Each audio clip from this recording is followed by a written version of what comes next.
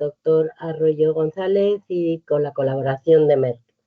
Como digo, el doctor Arroyo, al que supongo que conocéis la mayoría, es el jefe de Departamento de Neurología del Hospital Universitario Quirón Salud de Madrid y el Hospital Universitario Rubén Juan Bravo de Madrid. Hoy nos va a acompañar y va a profundizar en un tema que yo creo que es muy interesante, que va a ser la calidad de vida y el manejo de los síntomas de la esclerosis múltiple. Él nos va a situar en la actualidad de la esclerosis múltiple hoy, desde el momento del diagnóstico, pasando por la descripción de una sintomatología que todos sabemos muy compleja, actualizándonos sobre todos los biomarcadores de los que podemos disponer hoy en día y que les ayudan a ellos, la comunidad médica, al seguimiento de la enfermedad y a concretar tanto el pronóstico como el tratamiento de la enfermedad para ser mucho más concretos y más eficaces. Nos hará una rápida revisión de la evolución científica en estos últimos años. Como siempre, os recuerdo que este encuentro va a ser grabado y por esto hemos cerrado vuestros micrófonos y cámaras. Os rogamos que lo mantengáis así, de esta manera podremos grabar para después poderos enviar un link con la grabación y podáis verlo repetido, compartirlo o también permitir que las personas que no se han podido conectar puedan hacerlo.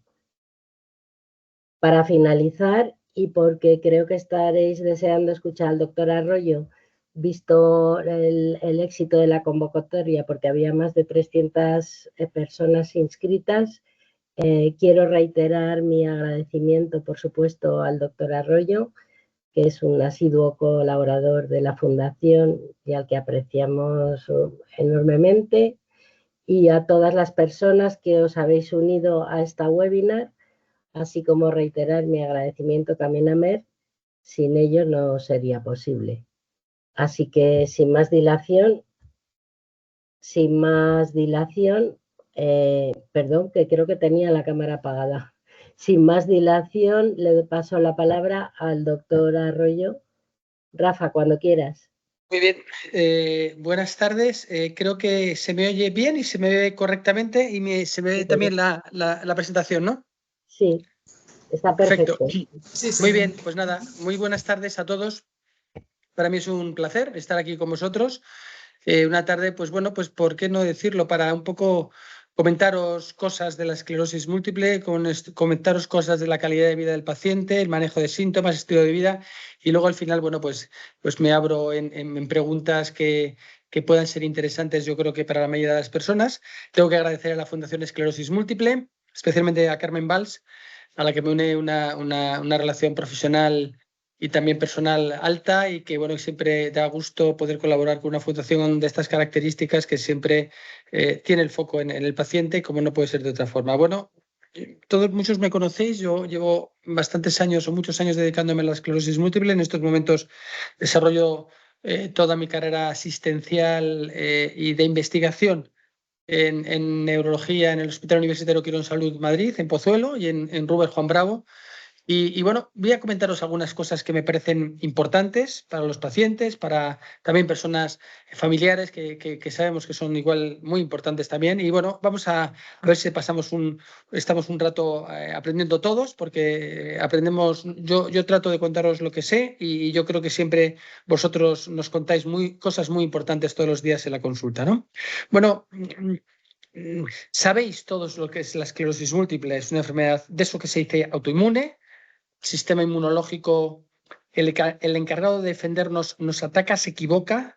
Es crónica, es una enfermedad que puede tener evoluciones muy diferentes, pero es crónica, y la verdad que tiene un componente también neurodegenerativo, a veces en más importancia y a veces en menos. A veces es poco protagonista y a veces es muy protagonista, ¿no? De ahí la singularidad y la evolución tan diversa, ¿no? Que tienen los pacientes y tenéis cada uno de vosotros, ¿no?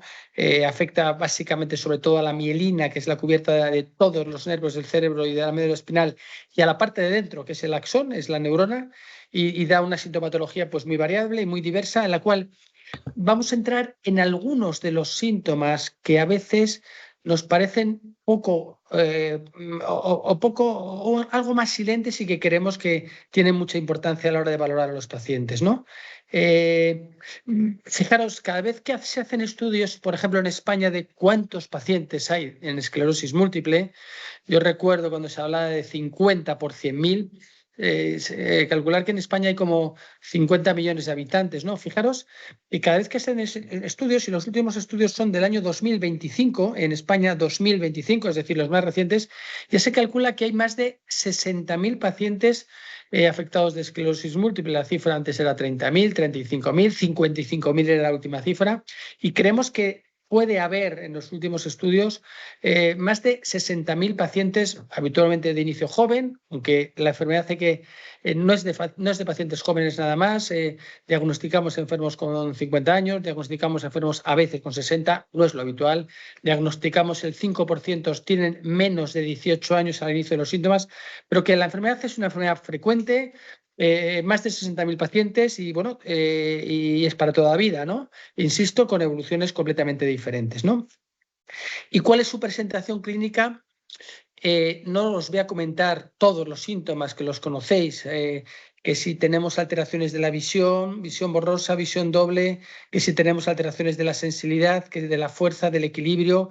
Y voy a entrar tal vez en definir y darle importancia a algunos de ellos, como la fatiga, que sabéis que nadie os hacemos caso, os hacemos poco caso, o algunas alteraciones intestinales que son tremendamente importantes y frecuentes, o esos trastornos de humor, que más del 50% es lo más importante. Evidentemente, muchos de ellos presentados en brotes, son síntomas que duran más de 24 o 48 horas, siempre y cuando no haya fiebre, ¿no? Pero sintomatología muy variopinta, muy variada, muy diversa de unos pacientes a otros, y vamos a entrar sobre todo en algunos síntomas que son muy importantes. Por ejemplo, la fatiga, esto que yo trato de poner en los informes. El paciente presenta fatiga, y pongo entre paréntesis, característico de la enfermedad que le limita. Este síntoma en el cual el paciente o vosotros no se puede hacer un día completo. Es decir, llega a mediodía y hay que descansar, porque si no es imposible.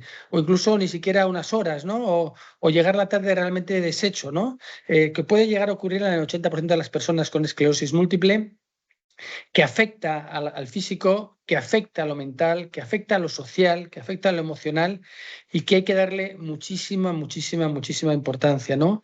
Y que realmente hay que tratar de describirla, hay que tratar de preguntarla y hay que tratar de mejorarla, ¿no? Si tú eres capaz de mejorar como médico o como neurólogo yo a la fatiga de los pacientes, mejoramos un síntoma muy, muy importante, y a veces es algo muy, muy multidisciplinar, en el cual pues es importantísimo, por ejemplo, el sueño. Cada vez yo, como digo a los pacientes, con unas buenas zapatillas y durmiendo bien, uno mejora el 50%. Es importantísimo dormir bien, es importante hacer una actividad física y fisioterapia de una forma arreglada y adecuada a cada paciente. Es importante estar bien alimentado, es importante medir bien, bien, bien las fuerzas, es importante en algún momento determinado poder descansar a lo largo del día, es importante una terapia ocupacional que te diga dónde puedes llegar, y a veces en algunos momentos no puedes llegar. Fijaros ahora con el tema del calor, ¿no? Es decir, que como yo digo, el calor en la esclerosis múltiple sienta regular, mal o muy mal, ¿no? Es decir, no hay otra respuesta posible. La importancia que tiene a veces huir del calor dentro de lo difícil que es, ¿no? Entonces, este es un síntoma muy importante. Además, hay algunos tratamientos farmacológicos que pueden funcionar de una forma moderada, pero posiblemente las medidas o los tratamientos no farmacológicos, como pueden ser todos estos que hemos comentado, son de una vital importancia, y que creo que tenemos todos los neurólogos que escuchar y todos los pacientes que comentarlo en nuestras consultas, ¿no? Por supuesto, ni que decir tiene todo el tema emocional, ¿no? La ansiedad que producen a veces la enfermedad, la apatía, la depresión, los cambios de humor, ¿no? Cómo afecta a todo el tema social, a los síntomas físicos, cómo afecta, ¿no? La importancia que tiene también esto que decimos, este tratamiento no farmacológico y este tratamiento farmacológico. Como yo digo siempre, si tú mejoras el ánimo de un paciente con esclerosis múltiple, a veces estás mejorando el 50% de todo, ¿no? Es decir, alguien puede estar en una situación de mucha limitación motora, pero con un ánimo potente, y le ves que tiene una buena calidad de vida y es bastante feliz, y alguien puede estar prácticamente sin una secuela física aparente, pero con un ánimo muy bajo, y el paciente pues tiene una muy mala calidad de vida. Y entonces es fundamental estos cuadros depresivos y ansiosos cubrirlos a veces con medicación, a veces con una mejora del estilo de vida, actitudes, ejercicio, fisioterapia, terapia ocupacional, conocimiento de las cosas, información adecuada, información en la familia, apoyo de la familia, apoyo de las fundaciones, apoyo de las asociaciones y, por supuesto, muchas veces una psicoterapia especializada para los pacientes. Como veis, no todo se arregla con medicinas, ni muchísimo menos. Insisto, y vamos a hablar aquí varias veces, que los tratamientos no farmacológicos en muchos de los síntomas de los pacientes con esclerosis múltiple, como por ejemplo en este, son de una gran importancia, ¿no? Y olvidamos a veces las alteraciones intestinales, o preguntamos poco. Estas vejigas neurógenas tan tremendas, estas tendencia a ir a hacer al baño con una urgencia y a veces incontinencia, la importancia que tiene detectarlas, la importancia que tiene tratarlas, la importancia que tienen de cara a evitar infecciones urinarias, la importancia de la calidad de vida. Tampoco hay que olvidar el tema del intestino, vamos, de los intestinos de cara a la defecación, a veces las dificultades en defecar, los estreñimientos, cuando a veces tienes también pérdidas a nivel fecal que son tremendamente importantes. De ahí también un tratamiento tan importante en lo farmacológico como, por ejemplo, los ejercicios del suelo pélvico, ¿no? Hay centros, como puede ser la Fundación Esclerosis Múltiple, con una gran experiencia en suelo pélvico. Yo a todos los pacientes, sobre todo los pacientes jóvenes y a veces no tan jóvenes, la importancia que tiene hacer ejercicios de suelo pélvico, ejercicios a veces dirigidos de suelo pélvico, pues para evitar o por lo menos mejorar estos síntomas que a veces no preguntamos y que realmente empeoran muchísimo la calidad de vida de nuestros pacientes, ¿no? Y hablando de todos estos síntomas, de síntomas tan ocultos como, bueno, tan ocultos, que no son nada ocultos, la fatiga, los trastornos intestinales, la vejiga, lo que estamos comentando también del ánimo. Pues bueno, la enfermedad es variopinta y se da en muchas fases, y sabemos que la típica enfermedad que vemos aquí, creo que estáis viendo mi sensor de las formas en brotes. Estas formas también que progresan desde el principio, que son el 10%, que son más complicadas de manejar. También estas formas que también habéis oído tantas veces hablar, el enfermo al principio empieza en brotes, pero llegado un tiempo, X tiempo, 10, 15, 20 años, empieza a dejar de tener grandes brotes y progresa, ¿no? Ya sabéis que lo que buscamos es que actuar pronto en las enfermedades en brotes para evitar esa progresión, porque es verdad que cuando hay progresión, pues las cosas se complican. Esto es un diagrama bueno, solo comentaros que la enfermedad probablemente hasta empieza de una forma casi asintomática, que se ve en resonancia magnética, a veces años antes de que dé los síntomas, ¿no? Ahora esto lo llamamos el síndrome radiológico aislado. Vemos de vez en cuando una resonancia con placas desmielinizantes y el paciente va a desarrollar la enfermedad más adelante. Ya veremos ahora más adelante que actuar pronto es muy importante, porque si actuamos pronto es muy probable que toda esta parte de progresión, tan difícil de manejar, tan complicada de manejar, que tratamientos tenemos mucho peores, en esta forma secundaria progresiva es mucho más difícil. Con lo cual, como decimos, la ventana de oportunidad, la ventana de tratar, el tratamiento temprano cuando hay un diagnóstico claro de la enfermedad, no cuando no hay un diagnóstico claro de la enfermedad. Tratamiento temprano es algo tremendamente importante para la mayoría de los pacientes. Y esto también, este dibujo que vemos ahí a la izquierda, que es como una especie de iceberg, vemos que es que por debajo de la enfermedad hay muchas cosas que a veces no vemos, y por encima están los brotes, por encima está una serie de cosas, pero hay muchas cosas por debajo de la enfermedad. Y luego lo que veremos, esto que se llaman ahora los biomarcadores, quiere a veces ver lo que a veces no vemos en la clínica, ¿no?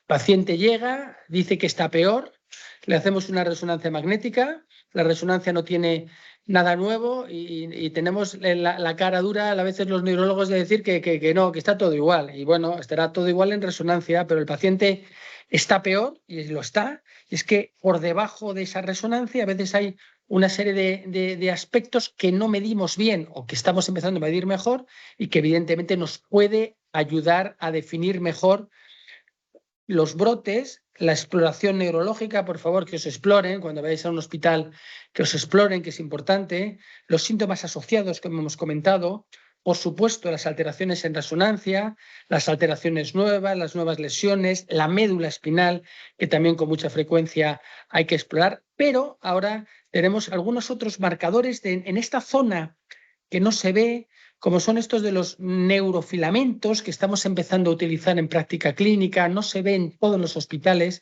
pero creemos que para algunos pacientes pueden ser muy importantes, o otros biomarcadores que luego os comentaremos que son mucho más novedosos y que a lo mejor en un futuro cercano se imponen en la clínica. Es decir, la esclerosis múltiple hay que analizarla con los síntomas, con los brotes, con la resonancia, pero esto se queda pequeño y vamos a tener que implementar algunas otras cosas que pueden ser importantes para saberlo. Y es que, fijaros que desde ya 1983 empezaron en la época, digamos, moderna de la esclerosis múltiple a haber nuevos criterios diagnósticos. Hay un señor que se llama McDonald, que es un neurólogo que se ha hecho con el nombre de todos los criterios diagnósticos, y luego 2001, 2005, 2010, 2017. Tal vez lo más importante es que se están ahora y en breve, probablemente a lo largo de este año, viendo unas nuevas formas de diagnosticar esclerosis múltiple. Es decir, ahora diréis todos vosotros, ¿qué pasa? ¿Que ahora no, antes no diagnosticábamos correctos y ahora sí? Bueno, tal vez para algunos pacientes de muy reciente inicio, en los cuales la resonancia magnética, por ejemplo, pues es dudoso, vas al médico y dice, pues mira, es que tienes muy pocas imágenes o no vemos claro las imágenes.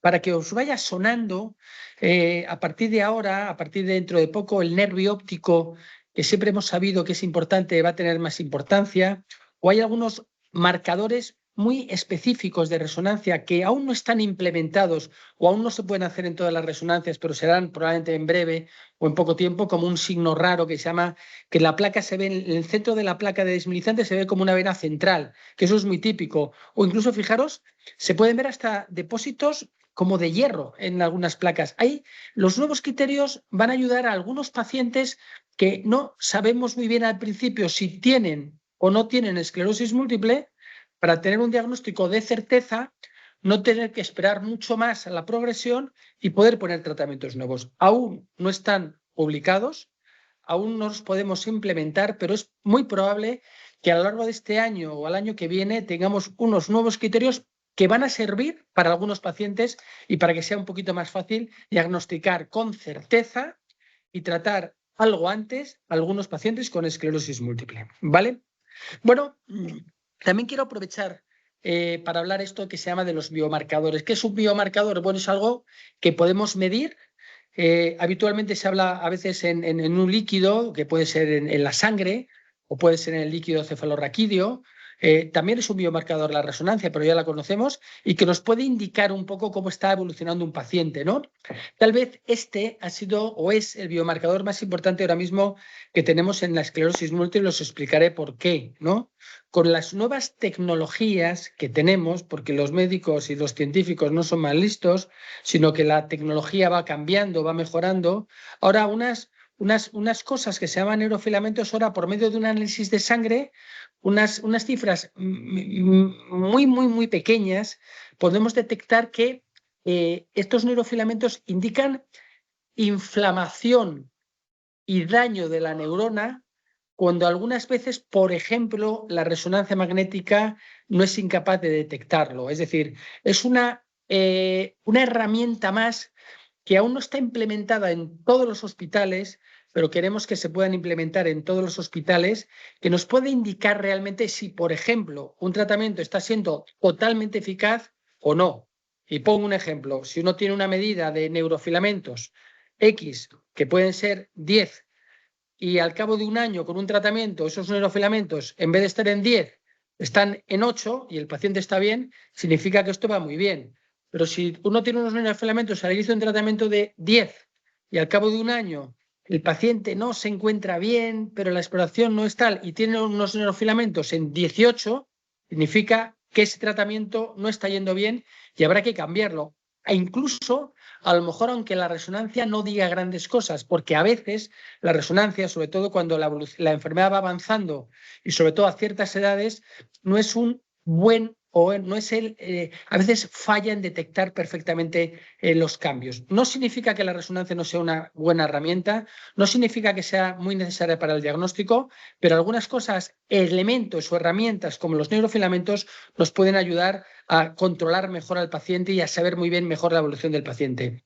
Y estos son los que más se emplean, que se llaman NFL, que significa neurofilamentos de cadenas ligeras. La L es de eso. Y entonces, cuando digas esto de neurofilamentos de cadenas ligeras, son estos biomarcadores que empezamos a utilizar en práctica clínica, que hay muchísima experiencia en investigación, mucha experiencia en investigación. Por ejemplo, se ven que hay algunos tratamientos, sobre todo estos que llamamos de alta actividad, que son capaces de controlar mejor los neurofilamentos. Y estos son varios ensayos clínicos en grandes revistas, hablando de si tienes más, si tienes menos de 10 neurofilamentos, y cómo cuando a veces los neurofilamentos desde el principio están muy elevados, es posible que haya que emplear medicamentos más potentes o más de alta actividad, como os decimos, que probablemente la evolución y el pronóstico sea peor. Luego, esto es una herramienta que estamos empezando ya casi a emplear en práctica clínica, que no se hace en todos los centros, que vamos a intentar que se hagan en todos los centros y que nos puede dar una ayuda para elegir mejor los tratamientos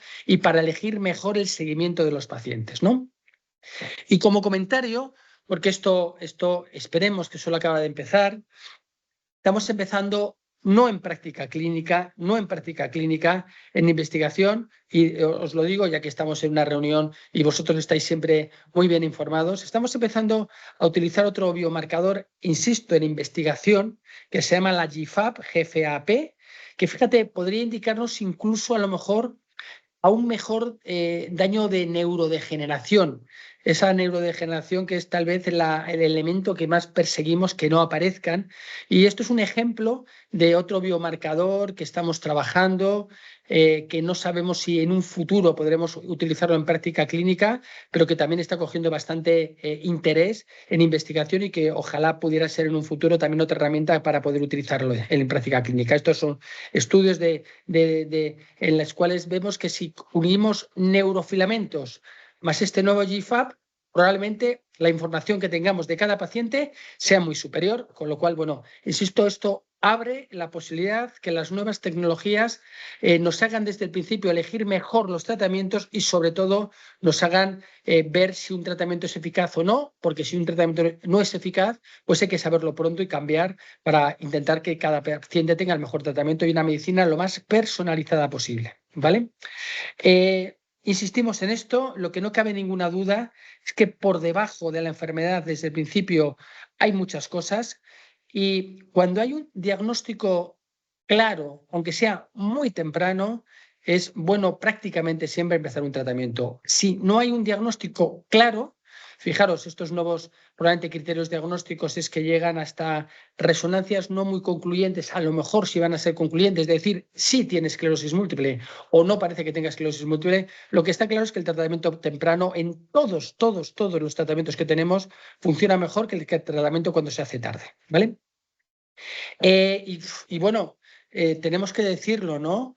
Y bueno, lo decimos en parte con orgullo, en parte con trabajo. En el año 1993 no había ningún tratamiento comercializado para la esclerosis múltiple. En ese año se comercializa, o mejor dicho, se publica el primer interferón. Y en el año 95 se comercializa el primer fármaco en España, ¿no? Y en estos momentos, en el año 2025, tenemos 16 o 17 tratamientos, algunos inyectables que aún se siguen utilizando, cada vez menos, algunos orales, que hay grandes tratamientos orales, algunos en infusión, que los hay en infusión, y realmente ahora mismo tenemos un arsenal que muchos pacientes, sobre todo los que tienen brotes, sobre todo los que los ponemos tempranos, somos capaces de controlar relativamente bien la enfermedad. Tenemos un área de mejora importantísima en las formas progresivas. No queremos que los pacientes lleguen a formas secundarias progresivas. Estamos también haciendo un gran esfuerzo en formas primarias progresivas. Es decir, no nos tenemos que conformar lo que tenemos. Lo que tenemos funciona en muchos pacientes, sobre todo en brotes, pero ahora en progresión tenemos que avanzar muchísimo, ¿vale? Y bueno, yo creo que es fundamental, lógicamente, la individualización de los pacientes, ¿no? y si una persona, el 60-70% de los pacientes son mujeres, algunas de ellas en edad de embarazo, en edad de fertilidad, y afortunadamente disponemos de tratamientos que podemos ajustar bien a un posible embarazo, y de ahí la importancia de individualizar los pacientes, y podemos programar un tratamiento para que luego la paciente se quede embarazada, y hay tratamientos que especialmente tienen una estupenda indicación en pacientes que están embarazadas, incluso que se pueden poner. Y por supuesto, la decisión terapéutica por parte del paciente es absolutamente fundamental, y no es lo mismo tratar, y lo pongo aquí, a una persona entre 20 y 40 años que tratar a una persona en esta franja de edad de 60, o tratar a un paciente de 60 años. La eficacia y la seguridad varía de una forma radical. Yo a veces, pues la verdad que en mi vida profesional he calculado que he visto a unos 9.000 pacientes diferentes con esclerosis múltiple, y poner a todos en el mismo saco es un error gravísimo, y no solo por la edad, que es muy importante, y si hay comorbilidades, y si uno es diabético, y si uno es hipertenso, y si el paciente es más colaborador, y si el paciente tiene un tipo de trabajo, y si él tiene un tipo de personalidad. La verdad que la individualización del paciente, y por qué no decirlo, la importancia que tiene el comentario del paciente es absolutamente fundamental, sin olvidar esto que llamamos las otras enfermedades que pueden rodear al paciente, que son las comorbilidades, ¿no? E insisto, y cada vez es un reto más importante, que esto no es una enfermedad de gente joven de 20 a 30 años. Por supuesto, a los 30 años es el pico más alto de incidencia, pero afortunadamente ahora mismo, eso, desde ver gente, niños, hasta ver gente que cumple los 40, los 50, los 60 años, ya diagnosticados, o incluso que los diagnosticamos, y lógicamente el manejo de estos pacientes con edades, digamos, algo más avanzadas, sobre todo a partir de 50 y sobre todo a partir de 60 años, es muy, muy, muy importante hacer decisiones terapéuticas donde, digamos, los beneficios contra los riesgos sean muchísimo mayor, ¿no? No hay que olvidar que además, bueno, pues pueden aparecer otras enfermedades, y puede aparecer hipertensión, y puede aparecer diabetes en edad avanzada, y por qué no decirlo, pueden aparecer otras enfermedades, hay más riesgo de neoplasias, y hay que ser muy, muy meticuloso y explorar muy bien a los pacientes, porque estos pacientes ahora mismo nos están dando un reto, porque afortunadamente los pacientes viven mejor, viven más años, llegan a edades muy avanzadas con su enfermedad, y tenemos que ser muy finos a la hora de trabajar. Y esto es fundamental cuando uno tiene 20, cuando uno tiene 40 y cuando uno tiene 60 o 70. Es decir, que la efectividad de un fármaco se tiene que ver con la seguridad. Y cuando hablamos de esto, hablamos de todo. Insisto que ahora estamos hablando más de medidas farmacológicas, pero como veremos a continuación, las medidas no farmacológicas no sé si son más importantes, pero yo las pongo a la par en muchísimos pacientes, ¿no? Porque esto es lo que llamamos, o a mí me gusta llamar, las medidas no farmacológicas. Parece que vamos al neurólogo, y el neurólogo lo único que hace es recetar si tal medicamento es mejor o tal medicamento es peor. Y bueno, esto no te digo que sea fácil, pero yo creo que igual lo más importante es desde los neurólogos, desde la enfermería, desde las asociaciones de pacientes, es ver la importancia que tiene, la importancia del estilo de vida de los pacientes con esclerosis múltiple, ¿no? Y aquí estamos en lo que es la salud del cerebro, y aquí estamos en lo que es la salud emocional, aquí estamos en lo que es el brain health que utilizamos todos, y evidentemente hay muchas cosas que son importantísimas para, en general, el cuidado del cerebro, y específicamente, y mucho más importante, para el enfermo con esclerosis múltiple. Y es fundamental la dieta, y es absolutamente fundamental la dieta. Hay que comer bien, hay que comer sano, hay que estar delgado, hay que evitar la sal, hay que hacer actividad física, y es importantísimo. Hay que cuidarse de, si uno es hipertenso, controlarse, si tiene el colesterol alto, controlarse, evitar lesiones. Hay que estar activo desde el punto de vista intelectual, y yo diría incluso más desde el punto de vista social. Es decir, para tener un cerebro sano, la actividad física, la actividad intelectual cognitiva y la actividad social hace que las neuronas se interconecten mejor, y esto para todos en general, para cualquier cerebro, y los pacientes con esclerosis múltiple, es de absolutamente cumplimiento, es de absoluto cumplimiento. E insisto que cuando llegan los pacientes y dicen, ¿yo qué puedo hacer? ¿Y puedo hacer algo más? Por supuesto, tener una salud física lo mejor posible, tener un ejercicio y una actividad física lo mejor posible, tener y buscar, como existen en asociaciones o fundaciones como la Fundación Esclerosis Múltiple de Madrid, una neurorehabilitación específica con actividad física, con terapia ocupacional para los que necesiten, con logopedia, con neuropsicología, que puede ser importante, el cuidado de la salud mental.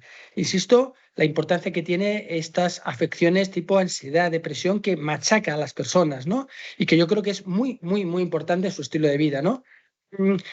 Yo lo siento, pero hay que huir de estas dietas tremendamente intransigentes, ¿no? Nadie ha demostrado que haya que hacer una dieta realmente intransigente fuera de todo, ¿no? Que si a todo el mundo hay que quitarle los lácteos, que si todo el mundo hay que quitarle el gluten, todo esto no se ha demostrado. Lo que se ha demostrado es que las grasas saturadas, el forrarse a grasa es malo y las grasas poliinsaturadas de omega 3 son buenos, que estar delgado es bueno, que tener una dieta mediterránea es bueno, que tomar fruta y verdura es bueno y que hacer una dieta equilibrada es bueno, que no hay que fumar, que es malo para la esclerosis múltiple y desde luego el alcohol es malo para la esclerosis múltiple y abusar sobre todo del alcohol es una cosa realmente nociva para la enfermedad. Pero desde luego el tabaco hay que desterrarlo porque está demostrado y desde luego estas dietas llenas de grasa son malas para la esclerosis múltiple, ¿no? Y lo que hemos comentado, no hay una dieta que haya demostrado especialmente obligatoria, sí alta, rica en fibra de alto intestinal. Sí es importante la vitamina D, es decir, hay muchas personas que tienen déficit de vitamina D y mientras no demostremos lo contrario, cuando las personas tienen déficit de vitamina D, en muchos centros, yo incluido, estamos dando suplementos de vitamina D porque parece que la vitamina D baja podría ser negativa para la enfermedad, ¿no? E insistimos en la importancia de la actividad física, la importancia del ejercicio físico, habitualmente planificada, estructurada, repetitiva, 3-4 veces por semana, adecuada, que esto es importante, es decir, no es lo mismo una persona que prácticamente no tiene ninguna discapacidad que una persona que desafortunadamente tiene una severa alteración de movilidad, pero prácticamente la mayoría de los pacientes tienen su actividad física que se puede programar, su ejercicio físico adecuado. Ahí también la importancia de personas especializadas, asociaciones, fundaciones, a veces entrenadores personales o centros que tienen experiencia, no queremos gente que no tenga experiencia y que realmente nos pueda ayudar a esto. Yo a todos los pacientes de la consulta, les insisto en la importancia de la actividad física y el ejercicio a todos los pacientes bien regulada, bien reglada, programada y frecuente, con una cabe duda. Y es bueno cuando nos preguntan, pues hacer ejercicio físico, pues mira, pues el ejercicio físico aeróbico es muy bueno, es decir, el ejercicio físico de fuerza aeróbico es muy bueno, los ejercicios de equilibrio son extraordinarios y muchas veces lo que hay que hacer es una combinación de varias partes, ¿no? Es decir, el ejercicio aeróbico, el cardio, es bueno la gente que puede realizarlo. Por supuesto, la fuerza es muy importante y los ejercicios de equilibrio que en tanto falta y de flexibilidad a los pacientes es un complemento muy, muy bueno para todos los pacientes. Y bueno, y esto era un poco inicialmente el plantel que os quería comentar. La importancia que tienen síntomas que a veces no lo vemos. Cómo está evolucionando la enfermedad muchas veces, que vamos a tener dentro de poco unos nuevos criterios diagnósticos que nos va a ayudar a diagnosticar mejor a algunos pacientes desde el inicio, en estos que tenemos algunas dudas. A lo mejor algunos no son esclerosis múltiple, que tampoco hay que tratar enfermos sin esclerosis múltiple, obviamente, y algunos sí. La importancia de los biomarcadores y sobre todo la importancia de que todos los pacientes y sus familiares tienen que hacer concienciación con un estilo de vida cerebro saludable es extraordinariamente importante y necesario para los pacientes de esclerosis múltiple. Y esto es un poco pinceladas que quería daros y por supuesto estoy abierto a preguntas y si queréis yo os contesto lo que podamos y un poco intentando que sean preguntas abiertas pues para la mayoría de los pacientes que estarán muchos de ellos en red. Así que muchísimas gracias en general y estoy abierto a turno de preguntas. Carmen, si tú vas a dirigirlas o vas a preguntarlas, estoy encantado. ¿Vale? Las preguntas que hemos ido recibiendo estos días y muchas gracias, Rafa. Estamos de acuerdo que en la Fundación vemos todos los días cómo la rehabilitación potencia el efecto de cualquier fármaco y mantiene a las personas con esclerosis múltiple pues con mucha más calidad de vida. Tengo aquí unas 10 preguntas que te voy a transmitir. A ver, pregunta esta persona, ¿son igual de eficaces fingolimod, teriflunomida y de metilfumarato? ¿Qué efectos secundarios y si son igual de seguros que los fármacos genéricos. Muy bien, bueno, esto es una pregunta, hoy no íbamos a hablar de fármacos, pero bueno, evidentemente voy a contestar, ¿no? A la pregunta del paciente, ¿no? De la paciente, ¿no? Pues tengo varias. Sí, no, yo contestaré a lo que los pacientes digan y por supuesto estaré encantado, ¿no? A ver, de repente hemos tenido un boom. Tienen que saber ustedes o vosotros que estos fármacos en investigación, yo he tenido la fortuna de participar en todos los ensayos clínicos de todos los fármacos que están ahora mismo comercializados. Los fármacos, para que un fármaco en esclerosis múltiple se comercialice, calcular ustedes que tiene que haber en torno a unos 12 años desde los primeros síntomas hasta que se comercializa, ¿no? Hay un gasto económico brutal por parte de la industria farmacéutica que hay que reconocer, que luego, evidentemente, quiere repercutir en todo el gasto que ha hecho y luego, lógicamente, para volver a invertir, ¿no? Entonces, al cabo de 10 años, las patentes de los fármacos de los originales desaparecen en España, ¿no? Y aparecen lo que se llaman los fármacos genéricos, ¿no? Los fármacos genéricos son copias, ¿no? Bueno, yo tengo que decir que nosotros, los neurólogos que nos dedicamos a la esclerosis múltiple, teníamos poca experiencia en los genéricos, pero de repente, en muy poquito tiempo, 3 fármacos potentes desaparecieron y entonces fingolimod desapareció y apareció, Gilene, apareció fingolimod, Tecfidera desapareció, apareció dimetilfumarato y Aubagio desapareció y apareció terifluramida. Tenemos que decir que en general, salvo excepciones, no hemos visto diferencias claras entre las marcas y los genéricos, en general. Es decir, la reglamentación en España de genéricos es bastante estricta. Yo he viajado por ahí a países, por ejemplo, a Centroamérica y a Latinoamérica, en la cual la regulación no es buena. Y entonces yo les diría a los pacientes que en general hay que tener confianza en nuestros nuevos genéricos porque no estamos viendo ni más efectos secundarios ni unos cambios muy importantes en la eficacia. Puede haber excepciones, hay que estar pendiente, es decir, esto no es igual para todos, pero en general esta es la experiencia que tenemos, que ya es grande y que debemos dar una confianza a los pacientes que no estamos viendo grandes cambios aún utilizando estos medicamentos genéricos que ya las marcas de inicio, en muchos de ellos, eran muy eficaces para los pacientes. Muchas gracias. A ver, otra pregunta. Dice, en mi hospital me han propuesto participar en un estudio de un fármaco que se llama Frexalimab. ¿Qué opina? Bueno, esto, a ver, mira, cuando antes he comentado que no tenemos que sacar pecho porque tenemos 18 tratamientos, yo creo que esto es algo importante. No existe ninguna enfermedad neurológica que se haya investigado tanto y haya tenido tantos resultados positivos como en esclerosis múltiple nunca en la historia, ¿no? Tenemos ahora un boom, ojalá pudiéramos hacer el 20%, ¿no? Ahora con la enfermedad de Alzheimer, que parece que empezamos a tener algún atisbo de buenos productos, pero vamos, la esclerosis múltiple ha sido realmente un boom. Pero, hay muchos pacientes que aún no están suficientemente controlados y tratados. Frexalimab, y ya que me lo preguntan, es probablemente uno de los medicamentos en investigación avanzada más importantes del mundo. Frexalimab es un fármaco nuevo intravenoso que es un suena muy raro, anti-CD40 y es un medicamento que se pone por vía intravenosa cada mes. Frexalimab está haciendo en el mundo 2 grandísimos ensayos clínicos, uno en brotes, comparándolo con un medicamento, y otro en secundaria progresiva sin brotes, una enfermedad muy complicada de manejar y que un estudio que se llama Freviva, que algunos de los centros en España, pocos, pero algunos centros estamos participando, y yo creo que Frexalimab es esto que nos tiene que dar optimismo para pensar que a pesar de lo que tenemos podemos tener cosas mejores, por ejemplo, para formas secundarias progresivas. Se está haciendo un grandísimo ensayo clínico con Frexalimab en brotes y sobre todo en secundaria progresiva sin brotes. Algunos de los centros en España pioneros en investigación en varias partes de España, incluido por supuesto Madrid y incluido nuestro centro en Quirón de Madrid, lo estamos haciendo y creo que es algo importante, que haremos un seguimiento, no tenemos resultados, hemos empezado hace poco el estudio, aún se puede incluir pacientes y creemos que es esto que nos tiene que estimular para seguir haciendo investigación y cada vez haya mejores productos para la esclerosis múltiple. Un fármaco a pensar, de los más importantes en investigación avanzada en esclerosis múltiple en el mundo. Muy bien. Pues ojalá. Si le han propuesto a este paciente Frexalimab en un centro con alta experiencia, yo le diría que probablemente sea un muy buen ensayo clínico para introducirse, ¿vale? Perfecto, Pero que lo muchas pregunte, gracias. obviamente bien. Sí, claro. ¿Qué mejor tratamiento para la lactancia materna?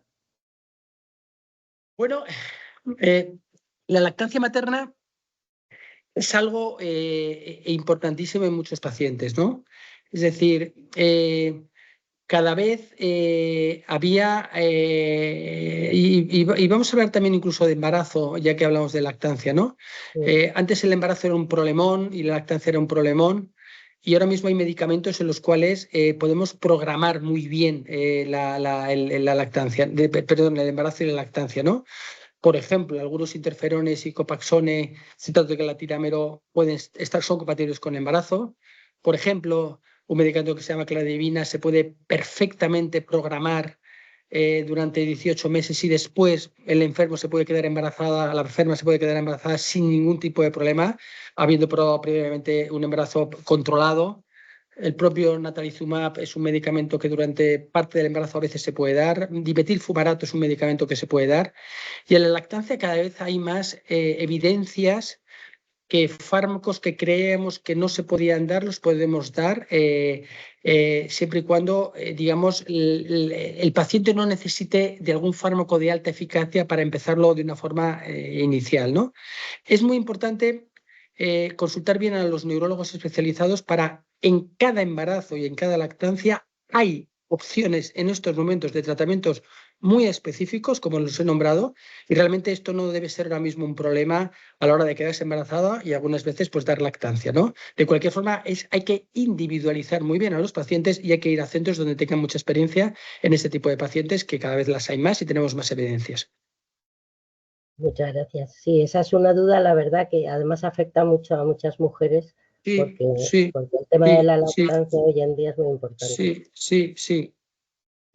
¿Se pueden poner más ciclos de cladribina?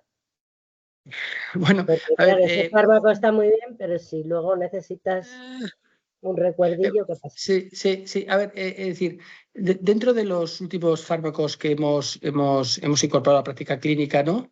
Pues uno de ellos es este Cladribina, ¿eh? Y bueno, es como me lo pregunta un paciente, pues el nombre de forma comercial es Mavenclad y lo digo así tranquilamente, ¿no? Este es un fármaco que tuvimos la experiencia de nosotros participar en los ensayos clínicos en fase 3 previa a su comercialización. Y inicialmente estaba diseñado para poner 2 ciclos, un ciclo y al año siguiente un ciclo. Y se sabía que por lo menos 2 años más los pacientes estaban libres de actividad. Es decir, pones un año un ciclo, son oral, pones en 2 semanas, luego al año que viene, al año siguiente le pones otro, y no sabíamos muy bien con la práctica clínica que estamos realizando y con estudios de práctica clínica que en España se están haciendo muchos y muy bien, podemos saber que este fármaco es seguro y eficaz en algunos pacientes, poder poner un tercer ciclo, incluso hay algunos pacientes que han recibido un cuarto ciclo, ¿no? Sobre todo si ha habido algo de actividad y se está planificando incluso a largo plazo, aún sin haber actividad. Entonces, lo que nos preocupaba es si podía haber suficiente eficacia y, por supuesto, si podía haber seguridad, podemos decir que sí, pero insisto, es muy importante individualizar al paciente y sí, se puede dar más ciclos, como tenemos experiencia en España, en varios centros, pero sobre todo en pacientes seleccionados y siempre, siempre bajo neurólogos que tengan experiencia clara en este fármaco que está funcionando muy bien en muchos pacientes. ¿Tenemos esperanza en las formas progresivas?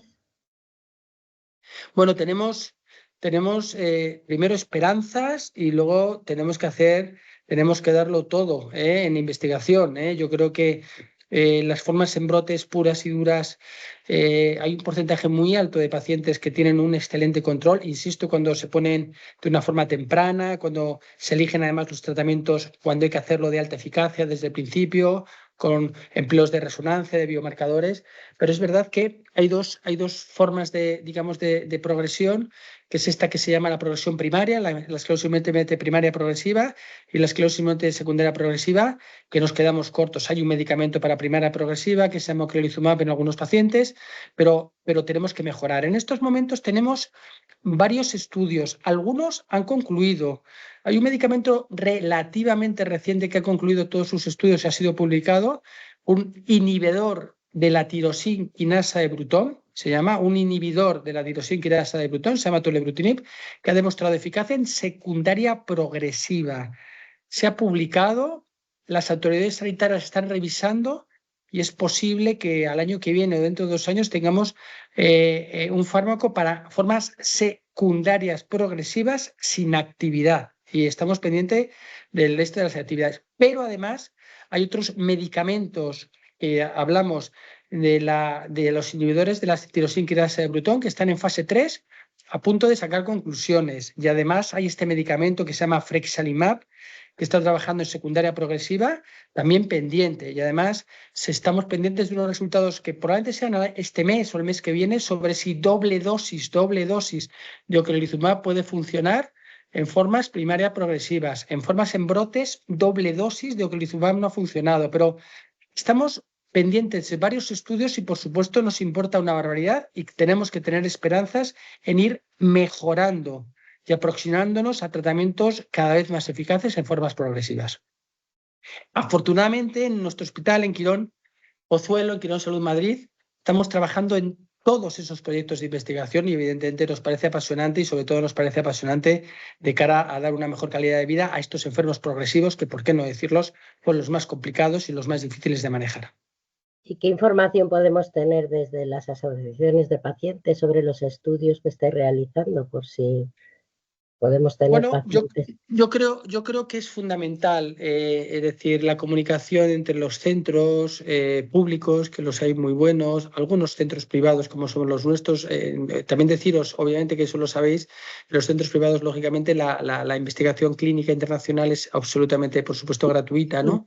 Y yo creo que lo que tenemos es que tener, pues eso, tenemos buena relación, pero vamos tan deprisa y yo creo que las páginas web de los hospitales, pero yo creo que también las asociaciones y fundaciones, bueno, yo creo que tenemos que darles más información para que los pacientes la tengan de primera mano, información fehaciente, real, nada es la panacea, ¿eh?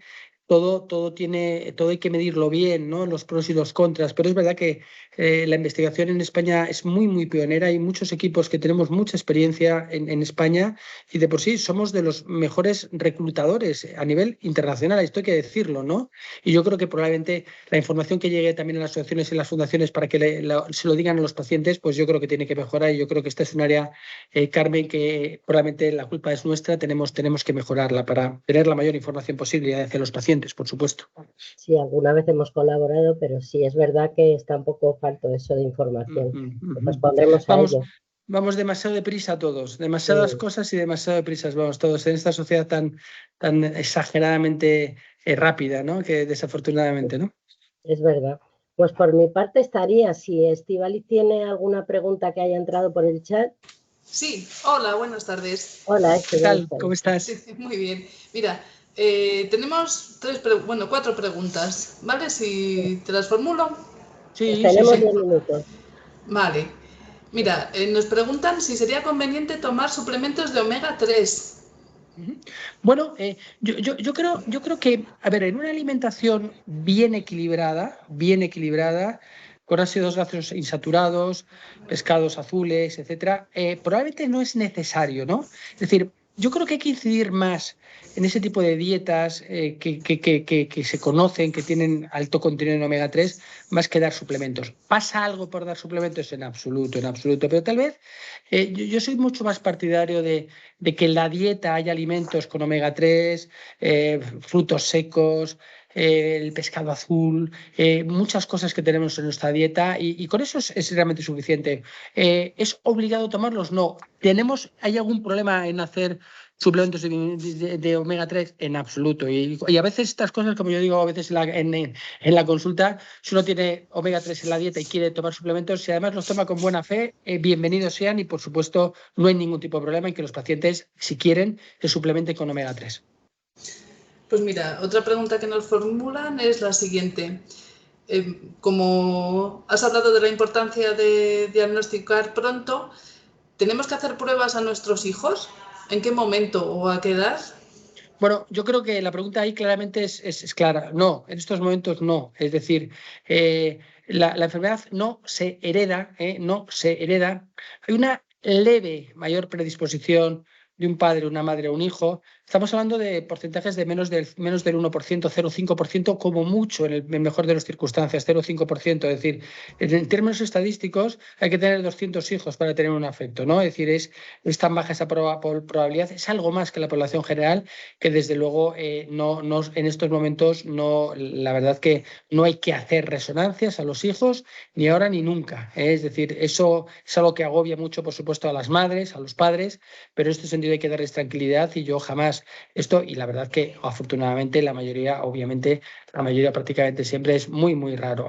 Por supuesto que hay excepciones y tenemos padres e hijos, pero insisto, aproximadamente la estadística es en torno a un 0,5% la probabilidad, lo cual es una probabilidad extraordinariamente baja como para recomendar es una prueba que a veces puede dar más confusión y aún puede dar mucha más angustia a la familia, ¿vale? Yo lo desaconsejo hacer eso. Muy bien, muchas gracias. Mira, otra pregunta.